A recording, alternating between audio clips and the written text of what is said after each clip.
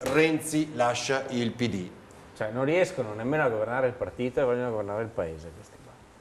Cioè, fracasso. Questa è vera. No, perché loro ci sono riusciti invece. Beh, noi sì. Per quel poco che abbiamo governato, sì, i risultati il giorno che prima si è fatto votare la fiducia e il Voi giorno state dopo ha dividendo a mandato a pezzi il gambe partito. all'aria Poi la il volta. governo del paese. Quindi,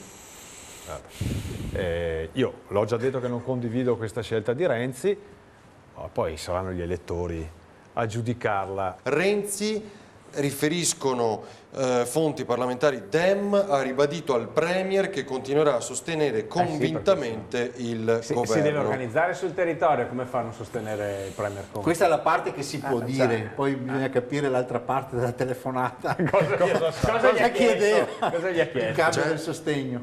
Ah, il cambio del sostegno. Penso che non si sia limitato a dire questo. Perché in un partito si discute, Se dovesse c'è una lasciare. maggioranza, si prende una linea e quelli che vanno in minoranza. Peraltro lui è stato uno di quelli che ha spinto per fare il nuovo governo, quindi quale sarebbe il motivo Sì, adesso? ma lui voleva un governo istituzionale di 6 mesi per fare la finanziaria e tornare al voto. Invece Zingaretti, per non farsi vedere succube di Renzi, ha detto no, facciamo un governo invece di lunga durata. Tutte formulette No, ma è istituzionali. vero, perché lui Il aveva governo- detto voglio un il governo governo- istituzionale per fare la finanziaria. Guarda, il governo Ha fatto il governo fa la scissione. finché dura, no?